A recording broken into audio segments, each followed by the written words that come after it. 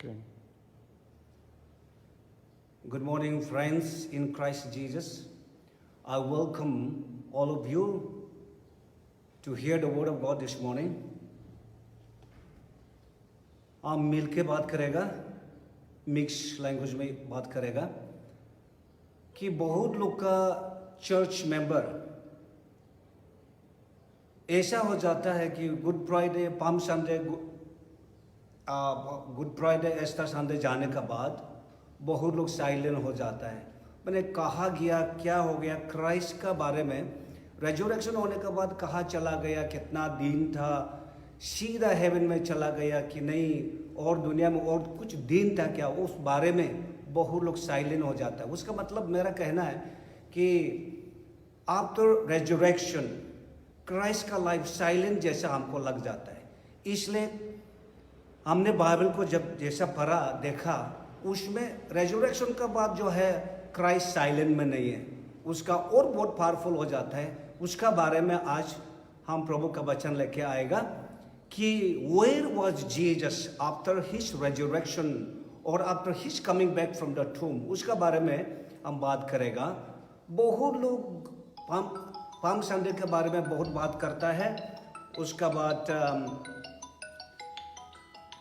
Good Friday के बारे में बहुत बात करता है, उसका बाद ईस्टर संडे के बारे में बहुत लोग बात करता है, लेकिन उसका बाद क्या हो जाता है कोई पता नहीं चलता है। इसलिए मैं ये हम सबको कहेगा कि Good Friday, Palm Sunday, Good Friday, Easter Sunday जाने का बाद क्राइस्ट और बहुत बड़ा काम किया है। उसका काम ये हो गया कि उसमें 40 डेज जी रहा, प्रभु ने जीने का बाद, उठने का बाद जिंदा होके दुनिया में और 40 डेज बहुत बड़ा काम कर रहा था। उसका बारे में आज हम बात करेगा। और क्राइस्ट जो है उसमें अपियर होके और रीअपियर होके कि हम लोग का बीच में जिंदा होके बैठा था, उसका बारे में बात करेगा। हम सबको जानता है कि क्राइस्ट जीसस को जब क्रूसिफिक्शन होने का बाद उसको क्रॉस से लेके मैदान में लगा दिया था और उसमें 3 दिन और 3 रात बैठ गया था। उतना करने के बाद बहुत लोग की अपना विश्वास, अपना फेथ को बहुत लोग डर गया और साइलेंट जैसा लगा था, डार्क पीरियड जैसा लगा था। इसलिए ऐसा नहीं होना चाहिए।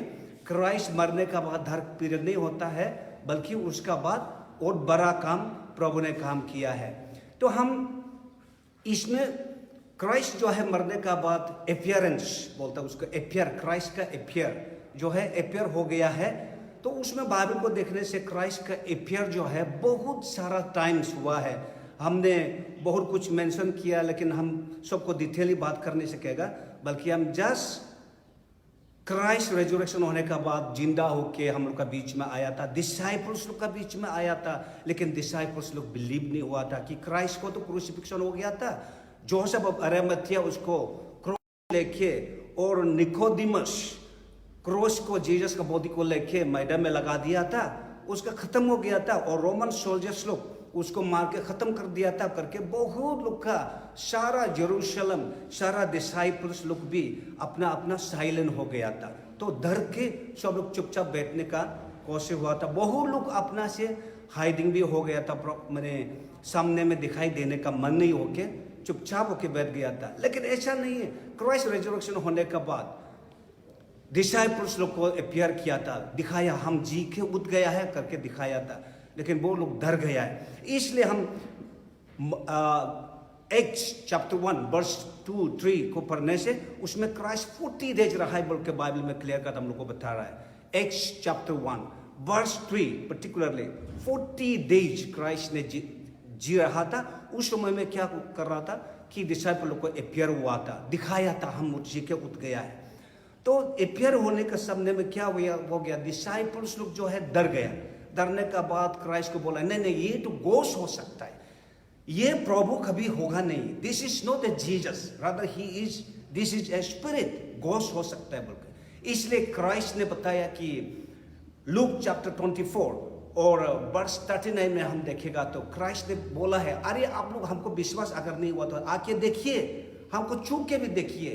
बोला है कि cannot have a flesh और द बोन, ये भी बोला है कि आत्मा कभी फ्लैश मांस नहीं होगा, आत्मा कभी भी बोन भी नहीं होगा, हड्डी नहीं होगा, ये भी बताया। उसके बाद फिर हम लोग लूक चैप्टर 24 वर्स 41 में देखने से क्राइस्ट ने ये भी बताया कि उसमें ऐसा बोला है कि आप लोग अगर हमको गोश्त समझता है, स्पिरिट की गोश्त समझता है, तो तब तो वो ये भी बोला है आप लोग का बीच में कुछ है क्या खाने पीने के लिए, दे दीजिए हमको, हम खा के देखेगा। तो उसमें क्राइस्ट जो है रेजरेक्शन होने के बाद बहुत क्लियरली और बहुत विविडली बताया कि वो क्राइस्ट जो है जिंदा हो चुका है करके, ये चीज को हमने दिखाई दिया है। उसके बाद फिर हम बोलेगा कि रेजरेक्शन होने के बाद 40 डेज क्राइस्ट ने क्यों रहा बोलने से, नंबर 1 जो है उसने अपना जीवित होने का स्टोरी या कहानी को बताने के लिए, to demonstrate that Jesus is living, he is alive, he is come back to life, उस चीज को डिमॉन्स्ट्रेशन करने के लिए प्रभु ने जिंदा होके 40 डेज रहा है, 40 डेज 40 दिन रखा है।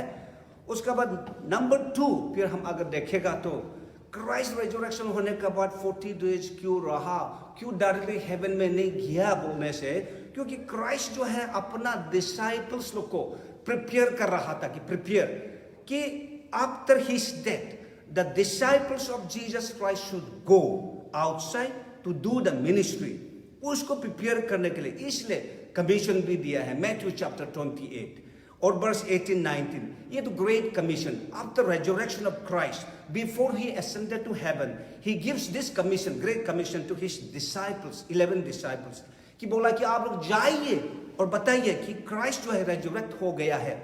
इस चीज को बताने के लिए क्राइस्ट जो है प्रिपेयर कर, ये 2 चीज को हमको ये समझना चाहिए, याद करना चाहिए कि after resurrection Christ was demonstrating that he is alive back, he come back to life and he is truly a god. उस चीज को दिखाने के लिए 40 डेज रखा। और सेकंड चीज जो है उसका अपना डिसाइपल्स लोग को प्रिपेयर कर रहा था कि चलिए अब बताइए कि क्राइस्ट जो है रेजरेक्शन हो गया है। तो इसके बारे में हमको पता चलना क्या है, बीइंग ए क्रिश्चियन हम जो है बहुत करेज हो जाना चाहिए कि क्राइस्ट जो है मर के खत्म हुआ नहीं है, और रोमन सोल्जर्स लोग उसको मार के खत्म नहीं हुआ है, बल्कि क्राइस्ट और जिंदा हो गया है। और वो क्राइस्ट जो है हमारा साथ में रहा, वो रेजरेक्शन होने के बाद आज तो 14 डेज हुआ है, 12 अप्रैल ये साल का जो है ईस्टर संडे 12 अप्रैल में हुआ था, और आज जो है 26 अप्रैल हुआ है, आज तक हम लोग का 14 डेज हो रहा है। उसका मतलब क्राइस्ट हमारा बीच में रहा और हम लोग को आज भी प्रोक्लेम करके रहा है कि क्राइस्ट जिंदा हुआ है, वो मरा नहीं है, खत्म हुआ नहीं है। जो भी हम लोग प्लान किया, संसार जो भी है वर्ल्डली पीपल जो प्लान किया था उसको खत्म करेगा, नष्ट करके करेगा बोल के जो प्लान कर रहा था वो चीज़ खत्म नहीं हुआ है, रादर वो बड़ा फिर टेस्टिमनी देना शुरू हो गया कि हम जिंदा हो गया है। उस प्रकार प्रभु ने आफ्टर 40 डेज के बाद जीसस का एसेंशन हुआ है।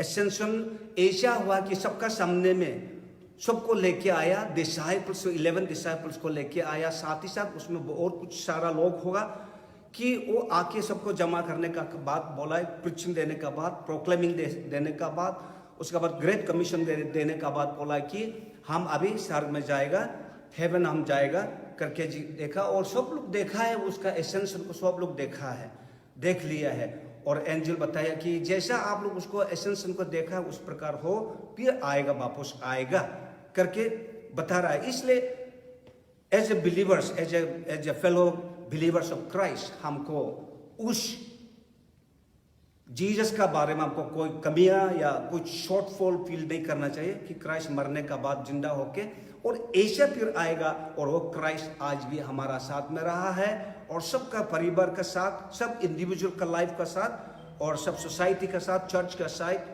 हर जगह में प्रभु का प्रेजेंस रहेगा, आज भी रहा है और वही रहेगा, रहने देना चाहिए। और हम लोग का मन कभी कमजोर नहीं होना चाहिए। आप जहाँ भी जाइए, आज का दिन, आज हो सकता है हम लोग का दुनिया को हिलाना वाला एक कोरोना वायरस भी है हम लोग का सामने में। ये कोरोना वायरस को भी जो है क्राइस्ट का साथ हम जुड़ सकता है, क्राइस्ट का साथ हम कुछ भी कर सकता है। इसलिए हमको की प्रार्थना करना कि आज का दिन तक क्राइस्ट जो है हमारा साथ में है।